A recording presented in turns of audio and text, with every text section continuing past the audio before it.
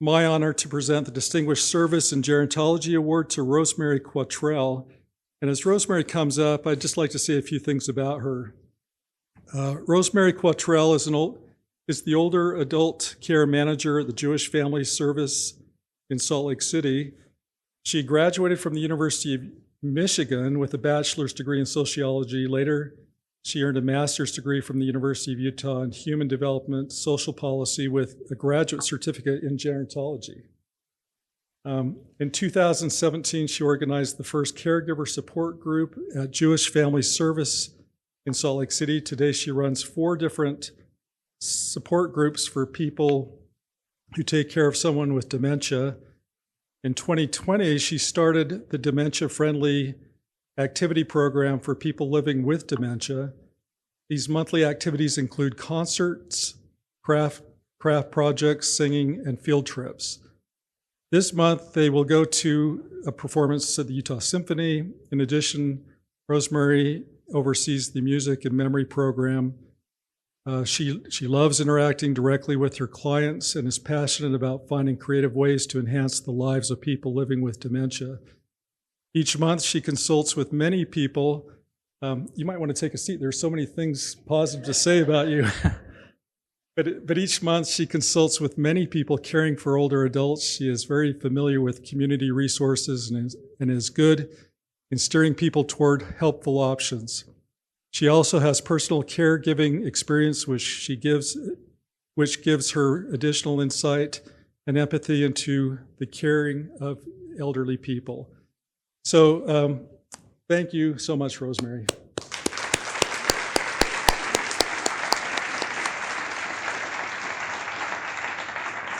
And I would like to give her this plaque.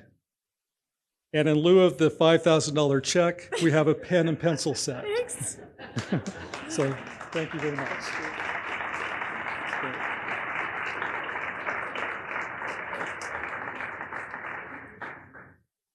Okay, our keynote address will be given by Julianne Holt-Lunstad, and she'll present on social isolation and health.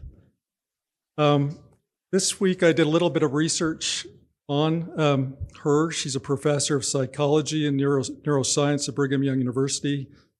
She's published over 100 peer-reviewed papers and been cited over 24,000 times by other scientific articles. She has 49 articles that have each been cited at least 49 times, and this is what amazes me, and you don't see this very often, but she has 2 papers that have been cited over 5,000 times each. One has been cited 5,823 times, and I'm sure by the end of this talk, 5,824 times. Another 8,586 times.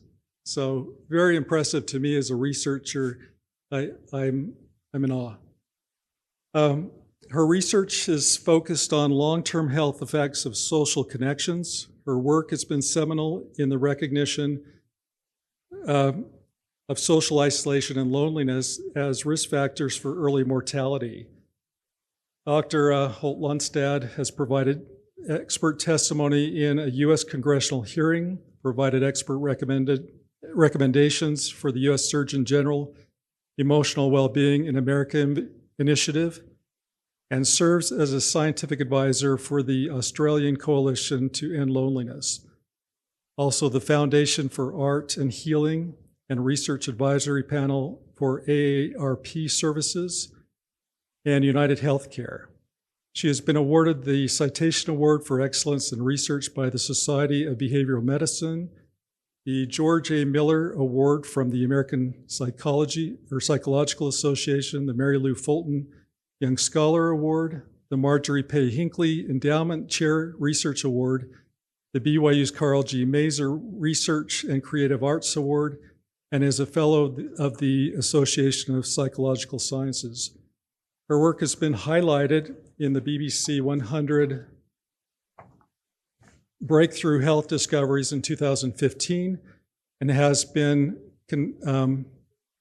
covered in the New York Times, the Washington Post, the Times Magazine, Scientific America, This American Life, The Today Show, and other major media outlets. And there was a lot more, but my printer ran out of paper. But I'd like to welcome you, and we really look forward to your comments. So.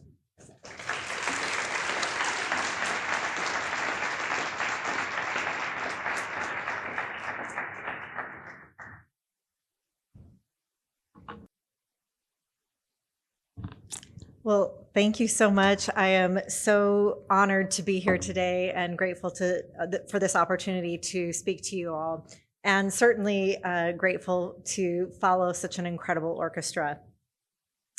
I would be remiss if I didn't start by acknowledging that the work that I'm going to be discussing was not done in isolation. So I want to acknowledge and express gratitude for the many people who contributed to the work, the many people who informed this work, and the many that supported this work. There is a growing interest and fascination, I would say, around living to 100. We see large companies, biotech companies, coming up with advancements to try and extend life, various services that people are paying big money to in order to extend their life expectancies. And we even see series on Netflix on how to live to 100. But of course, we don't want to just grow older. We actually want to thrive. So how exactly is this possible?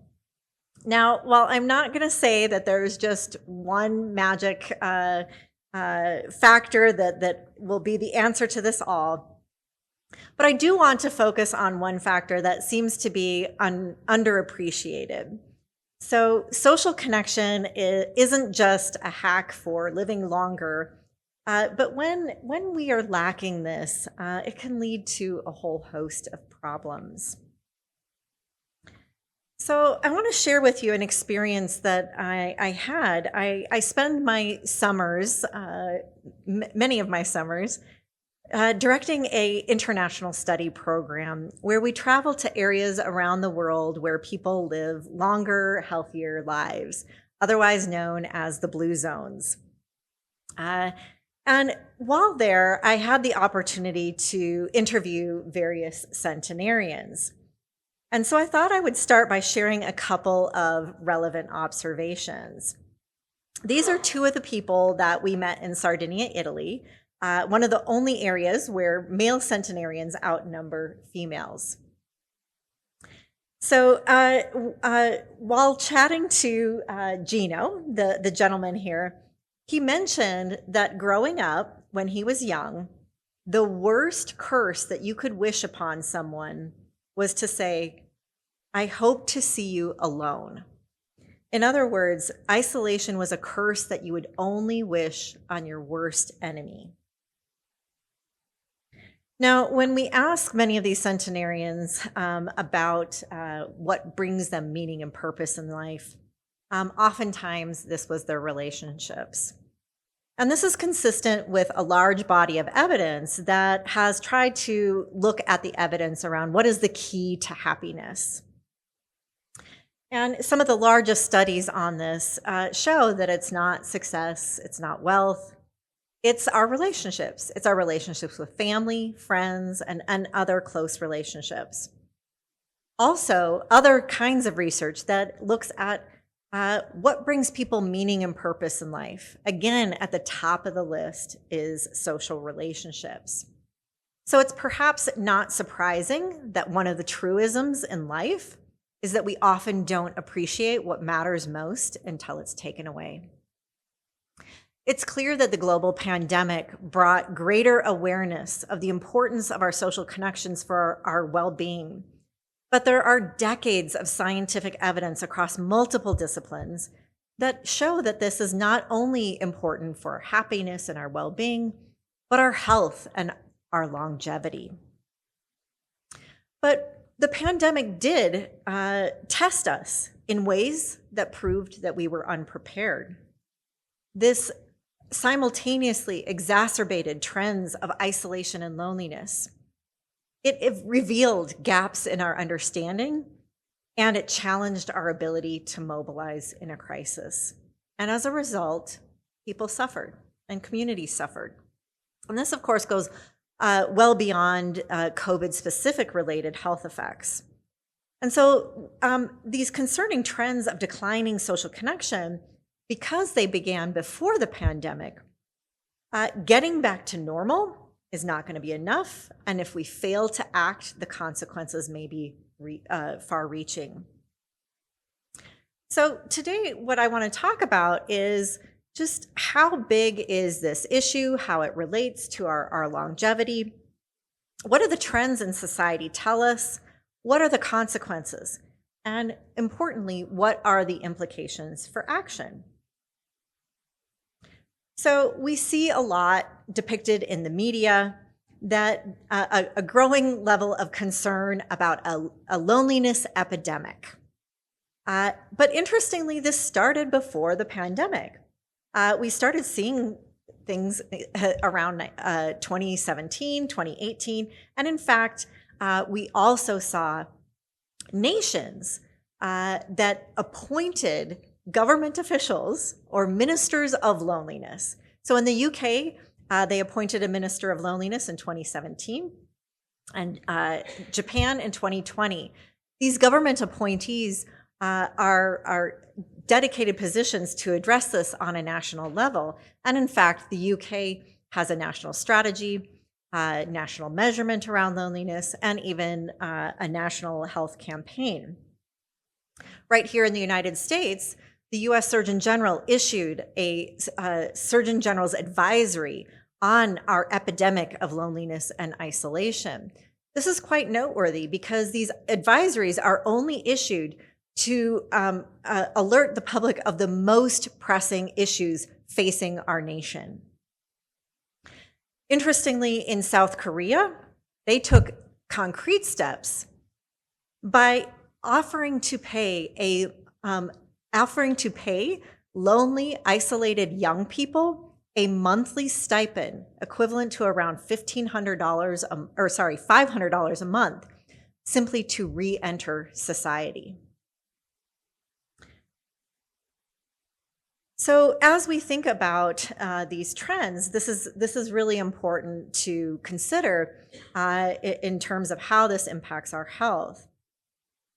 I am incredibly grateful to have served in the capacity of the lead scientific editor on the U.S. Surgeon General's advisory.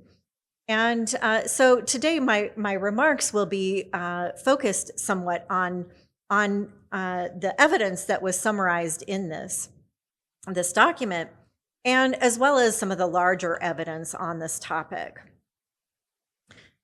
Interestingly, it was just 2 weeks ago that I was appointed to become a member of the technical advisory group for the World Health Organization that has established a commission on social connection to also address this on a global level.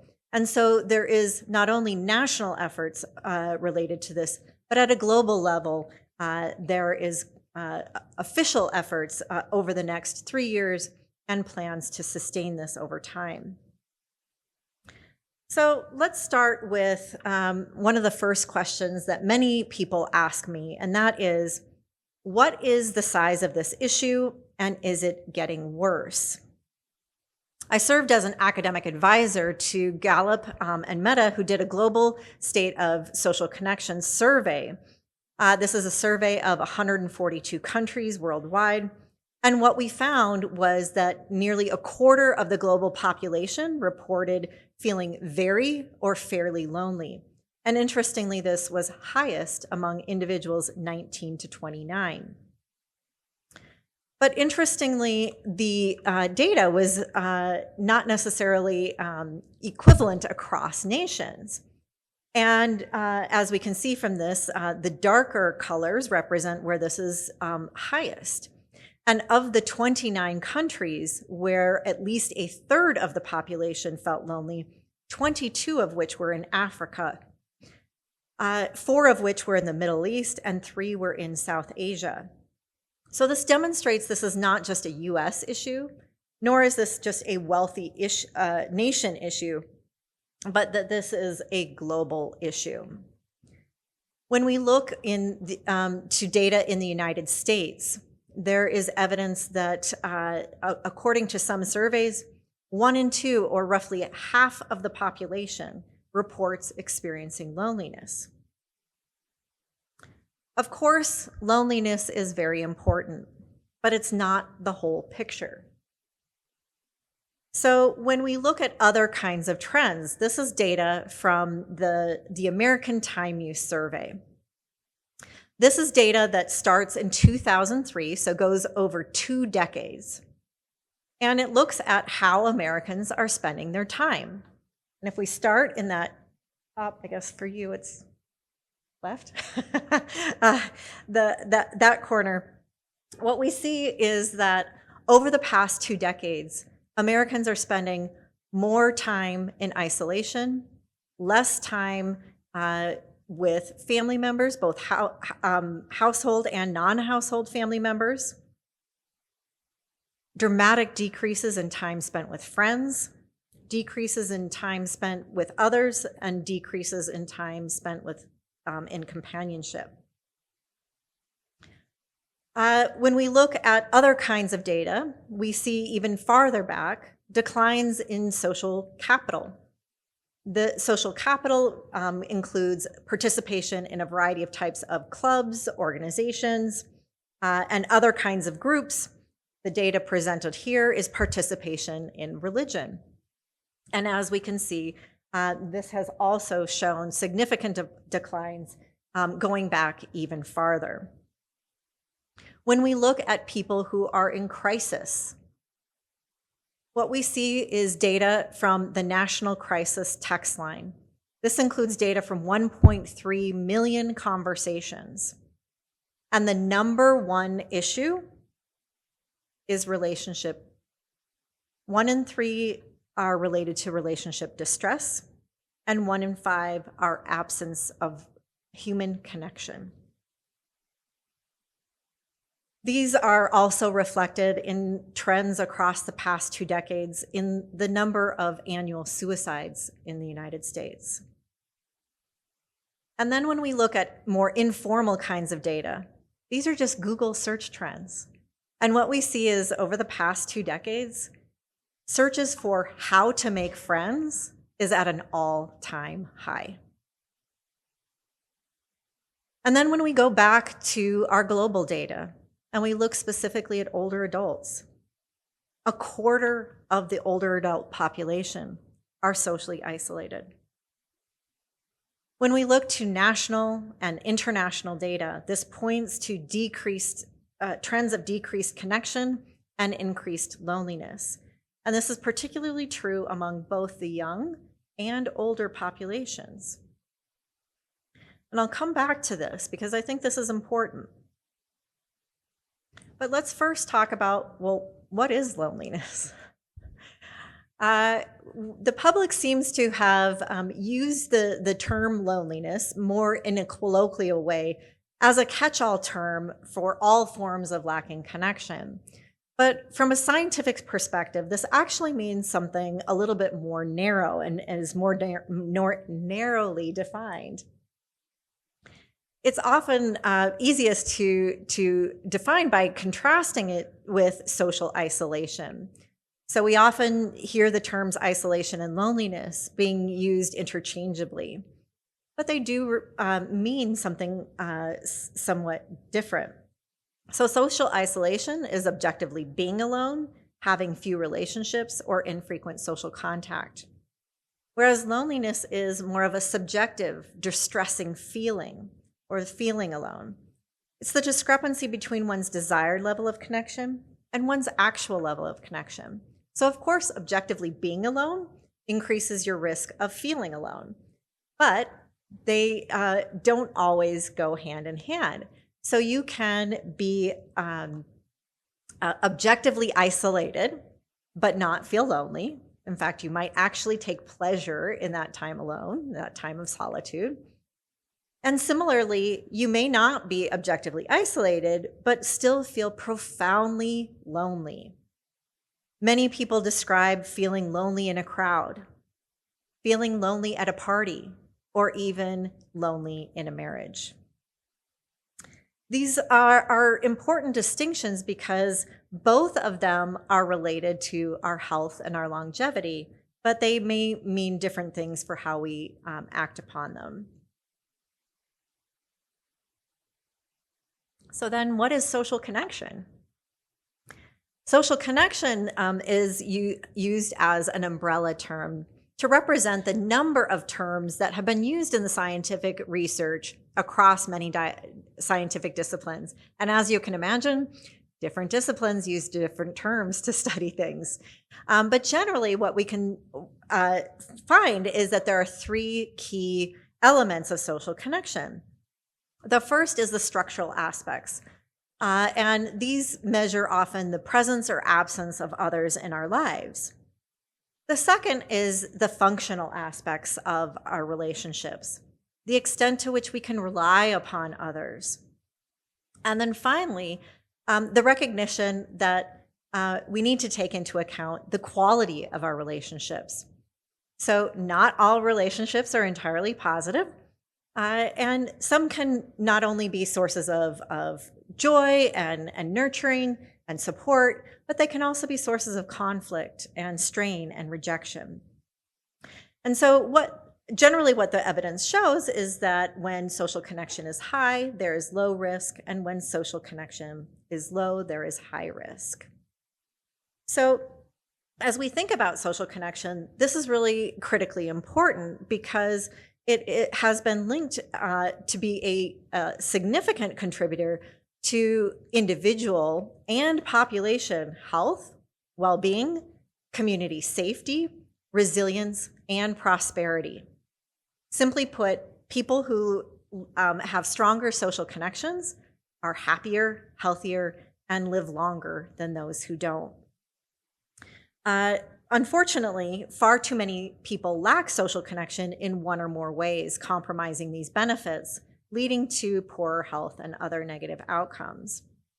So these negative and distressing feelings that we feel are normal and natural because humans are social beings. We're not meant to be alone. We can see across a number of species that being socially connected to a group serves important functions, whether it's direction to safety, evading predators, pooling of resources, protection from the elements, reciprocal altruism, obtaining food. Being part of a group is essential to survival. The social environment, both early in life and through late adulthood, is one of the strongest predictors of morbidity and mortality risk across social species in nature, including humans.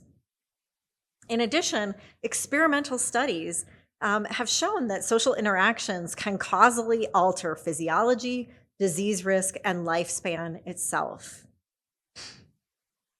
So because of this is now widely recognized, that social connection is widely recognized as a fundamental human need, much like food and water and shelter.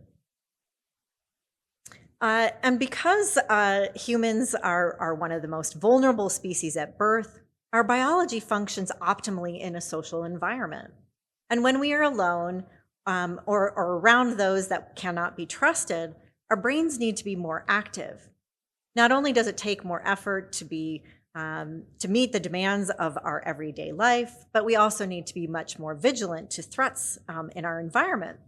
And this can lead to dysregulation across multiple biological systems. And when these systems are chronically dysregulated, it can have significant and far-reaching consequences. So from this standpoint, we can think of loneliness as a biological signal. So much like we need social connection as a fundamental need, loneliness is a signal much like hunger or thirst. it motivates us to seek out social connection and to meet that biological need. We can think of isolation then as that objective lack of that social need.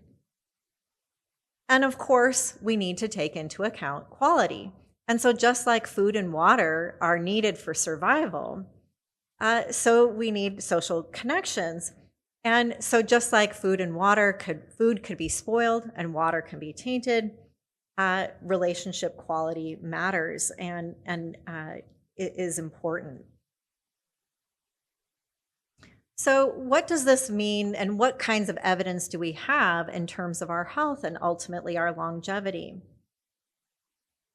I also had the honor of serving on a National Academies of Science consensus committee that examined the medical and healthcare relevance of social isolation and loneliness among older adults. And after a review of the body of evidence, this committee found substantial evidence that social isolation and loneliness are associated with increased incidence of major psychological, cognitive, and physical morbidities and lower perceived well-being and quality of life. Interestingly, the most compelling evidence comes from the association with mortality. In fact, this association was associated with a significant increased risk for premature mortality from all causes. This led our committee to conclude that social isolation is a major public health concern. I'll note that this report was published February 27th, 2020, just 2 weeks before the WHO declared a global pandemic. So we were already aware of the concerning health effects. Now, some of these conclusions that were drawn from this committee comes from global epidemiological data. So I want to just share some of the work that I've done with some of my colleagues and students here at BYU. So in one of my meta-analyses, we looked at we examined mortality risk by gathering all of the available data globally. And this included data from over 3.4 million people and 70 prospective studies. And what we found was among initially healthy people tracked over time, that those who experienced lacking social connection were more likely to die earlier. And this was true regardless of cause of death.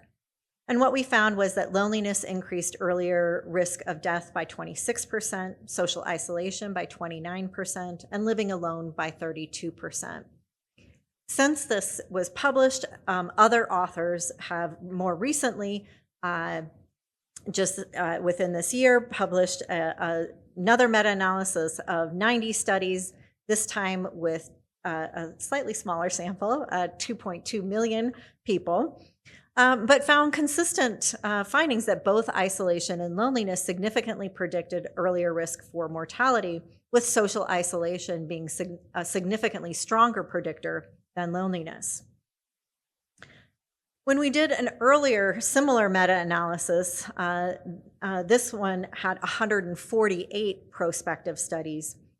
When we looked at the flip side of the protective effects of being socially connected, what we found was that people who are more socially connected had a 50% increased odds of survival. So in other words, those who were more socially connected lived longer.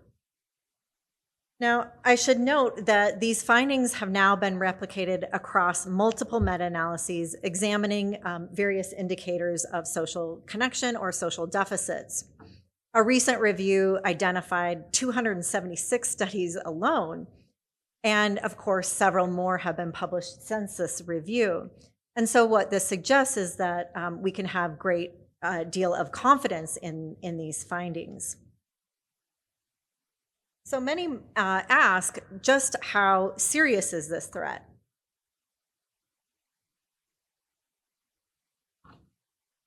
So my colleagues and I, to put this into perspective, benchmarked this relative to other risk factors and other factors that are known and well recognized that impact our risk for mortality. Those are represented in the blue bars. They include things like smoking, alcohol consumption, flu vaccine, exercise, BMI, and air pollution. And as we can see, the indicators of social connection, which are represented in the orange bars, although there's variability in terms of the strength, depending on which indicator you're looking at, what we can see is that the magnitude of these effects are on par with these other factors. So what this suggests is that we should be taking our social connections just as seriously for our health and our longevity as we do these other factors. So just to summarize, these are very robust relative to other risk factors. This was consistent across cause of death. And I'll note that we actually excluded studies that examined suicide. And that's not because we don't think that suicide is important, but rather we were worried that others might assume that this was being driven entirely by suicide. So these studies represent either disease-related mortality or all-cause mortality. These findings were also consistent across both objective and subjective indicators of risk, and they were independent risks. So not only did most of these studies start out with initially healthy populations, but they all controlled for age and initial health status, as well as other factors such as lifestyle factors that might account for these associations with mortality. So this was over and above any risk that might be associated with those, and also rules out reverse causality.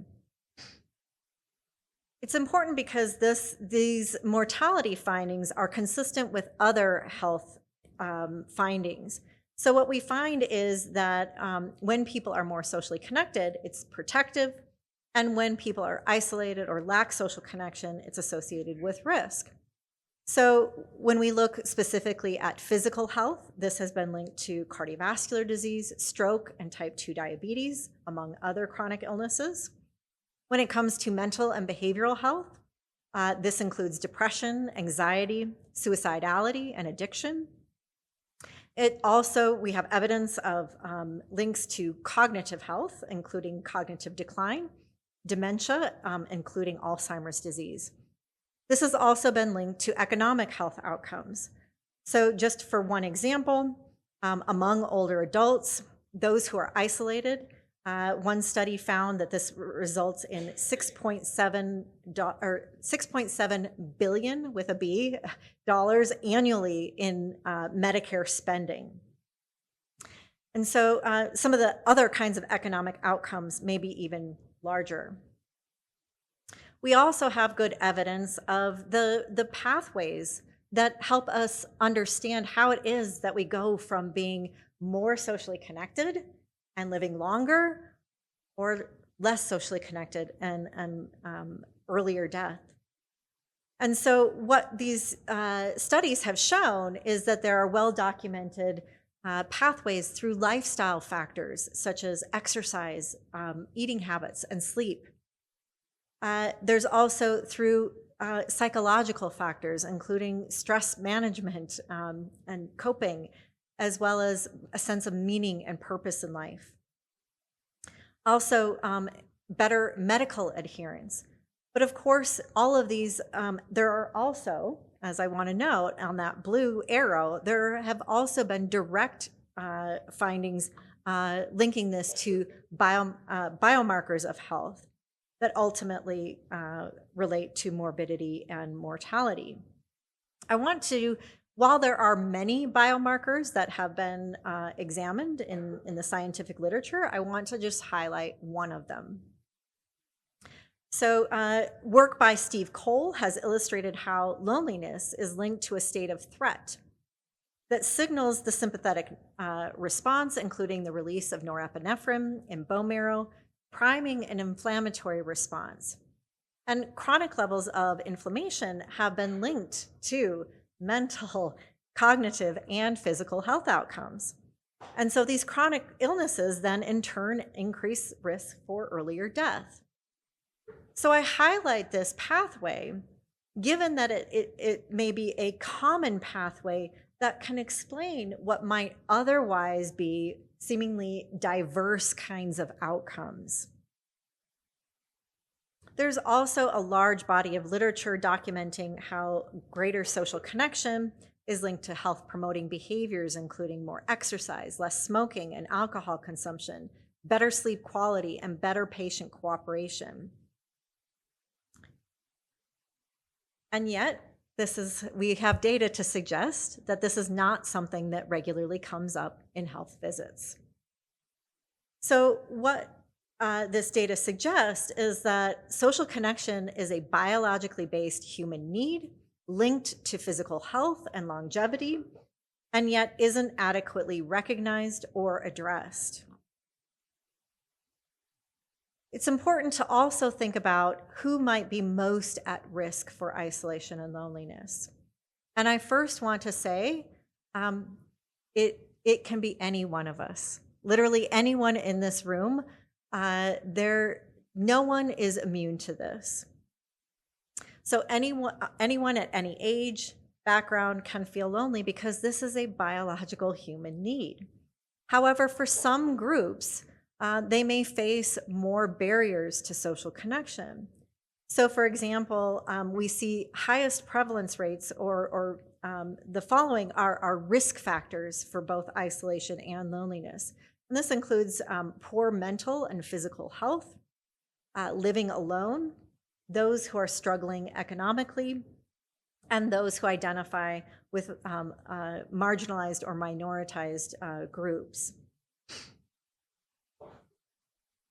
So as we think about how this relates to aging, I think it's really important for us to understand this in the context of an increasing aging population. We've all seen, many of us have seen the demographic trends. And what this shows is, if we think back to those earlier trends that I showed, we also show increases in living alone, smaller household sizes. And what this suggests is that there may be fewer social resources to draw upon as we age. We also have increasing concerns that younger populations are becoming less socially connected, and more so than previous generations. This is important to consider because early life experiences predict not only later social outcomes, so our early relationships influence our relationships later in life, but those early life experiences shape our health and our longevity later in life. There's a wide body of literature on both adverse childhood experiences as well as PACEs and how this impacts later outcomes. And so this is really important to think about as younger generations move through the aging process. So given that we have evidence of a social gradient, there is data from 4 nationally representative samples that show a dose-response effect, meaning that for every level of social connection, there is a decrease in social risk across a number of biomarkers. And what this suggests is that each individual falls somewhere along this continuum of social connection. But unfortunately, our interventions are primarily focused only on the extreme end of this. And so even if our interventions are effective, we are only reaching a small portion of the population. And so what this suggests is that we need to start thinking about societal level approaches that can help us shift this risk trajectory. So how do we do that? And so when we think about what we need to prioritize when it comes to our personal health, we often think of diet, exercise, sleep, maintaining a healthy weight, and not smoking. we need to add our relationships, of course, to that list. And so one of the ways that we can do this is by establishing national health guidelines for social connection. So this is a paper that I published recently, but importantly, these recommendations have also been supported by within the U.S. Surgeon General's advisory. We also now see that Canada, as a nation, has taken this up and has started this. So they're a little bit ahead. But we also see that the World Health Organization is establishing this. And so if we think about how these guidelines can help us, of course, these guidelines, when we think about dietary guidelines and guidelines for how much sleep and exercise we get, it helps us understand what we should be striving for to live a healthier, longer life. It's what's taught to us in health education. It's what our doctors ask us about during routine visits. And it's what's emphasized in health-facing resources. And so, of course, we need to add social connections to that. But I want to emphasize that this is not just a personal issue. And so as we think about the actions that we can take to really improve our health and well-being, we need to think beyond just the individual level.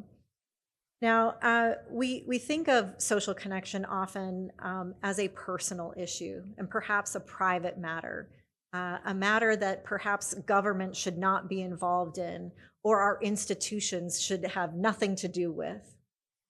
And yet, one of the big lessons that we were taught during the pandemic is that social contact is part of every aspect of society. When we had to reduce our social contact, it impacted education, it impacted the workplace, it impacted our travel, it impacted our entertainment, how we shopped, and so much more. What it taught us is that social contact is part of every aspect of society and every sector of society. What that suggests is that every sector of society can potentially play a role, either as a barrier to connection or fostering connection. It also taught us, again, that this is not a personal issue because we saw how external forces can sometimes influence that. And so we need to be careful not to place the entire burden of solving this on an individual. So what we need is a whole of society approach. So what do we do about that? So the Surgeon General's advisory didn't just provide us with all of the evidence on how impactful this is to our health. It also gave us a pathway forward. In it is a framework for a national strategy and guide and recommendations. We were very careful not to be overly prescriptive, but I want to share with you the 6 pillars that we identified. The first is to strengthen the social infrastructure in local communities. What this includes is not only building and maintaining a built environment that can foster places and spaces for people to gather, but also the kinds of programs that are offered in our communities and in our institutions. We also need to enact pro-connection public policies. So as we think about our policies, and I'm referring not only to government policies, but institutional policies, workplace policies, et cetera. Not only do we often think, or just like how we often think of the economic impact of a policy or the environmental impact of a policy, we need to consider the social impact of a policy. And are these policies hindering or fostering connection? The third is the need to mobilize the health sector. It's clear we have strong evidence of the health effects. So we need to train our healthcare providers and give them the adequate support that they need to support their patients and expand our health interventions and surveillance. We also need to reform our digital environments. It's clear that the way in which we are engaging socially has changed over the past decade or so. And what we need is to establish and implement not only ways in which we can take advantage of the strengths of these that can be used to foster connection, but also you implement safety standards and the safeguards that may be necessary to help protect from some of the harms. The fifth is to deepen our knowledge. While it's clear that we have strong evidence of the health effects, it's also clear that there's a lack of awareness and education in the general public, and so we need additional efforts there. It's also clear that there are still existing gaps that we need to invest in. And the last pillar is building a culture of connection. And so I want to just highlight this one, because while we can certainly establish formal programs and policies, and they may be impactful, if the norms and cultures do not support these policies and programs may fall flat. What we had, one of the lessons that we learned from the pandemic is that sometimes our social norms can be far more powerful than policies. So what we need is a culture of connection that rests on the core values of kindness and respect, service, and commitment to one another. And the way in which we can do this, it's really hard to shift norms. But we can model these behaviors and values in our positions of leadership and influence. And we can encourage this in our communities, our workplaces, and conversations. And institutions can invest time and attention and resources that demonstrate these values. So I want to, as I close, I want to refer back to our time in Sardinia, Italy. In the United States, we often hear the challenges of making friends later in life, particularly among men. But in Sardinia, as we would wander these villages, we would often see men gathered, socializing. And so, of course, I encouraged my son to hop in there and make some friends. But as we saw this, of course, it's incredibly beautiful when we see this happening organically. But it's really challenging to identify ways to accomplish that when it isn't happening naturally. We are seeing shifts in society, and even in Sardinia, we see shifts in the way the younger generation is living compared to the older generation. We're seeing shifts in our own society.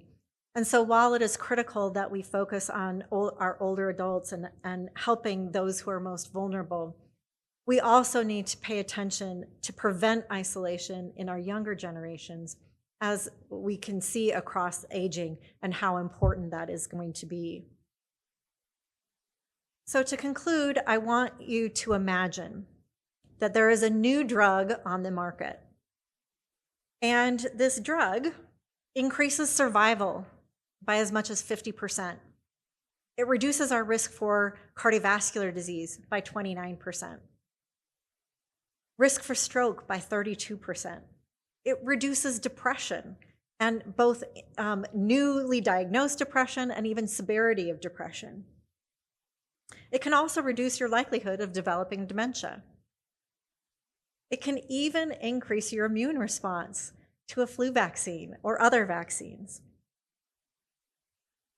And better yet, it comes with few, if any, side effects and can actually increase your well-being. And better yet, it's free. Now, of course, I'm talking about social connection. Now, if this drug were on the market, we'd all want to take it. We'd all probably want to invest in it. But what I would argue is that we need to invest in our relationships. So as we strive for living a longer life, we don't want to just live a long life. We want to live a full life. And so by investing in our relationships, we can live the good life. So thank you.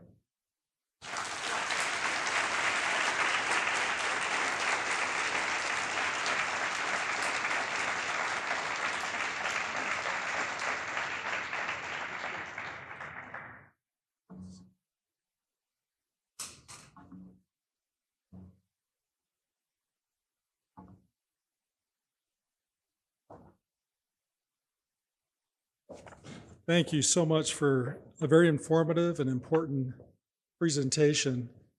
I really appreciated your comments on the blue zones and these centurions. And it reminded me, well, first of all, the man that this conference is named after lived to be 109. So we didn't have to go to Sardinia to find a 109-year-old. But my wife and I were in a temple session last week, and President Nelson was there, our prophet, who is going to be 100 this September. So your comments got me thinking about that. Excellent presentation. Thank you so much. And when you leave tonight, there are refreshments in the back, and our conference is going to continue tomorrow morning. We're going to have a poster session at 9 o'clock. We'll have other posters out here. And at 10 o'clock, we'll have 3 presenters, and Dr. Holt-Lunstad will be back to present. And we'll also have Karina Tanner from nursing and Alex Jensen from the School of Family Life. So we encourage you to come to that, and after we'll have a question and answer session. So if you have specific questions, please feel free to come and ask those questions tomorrow.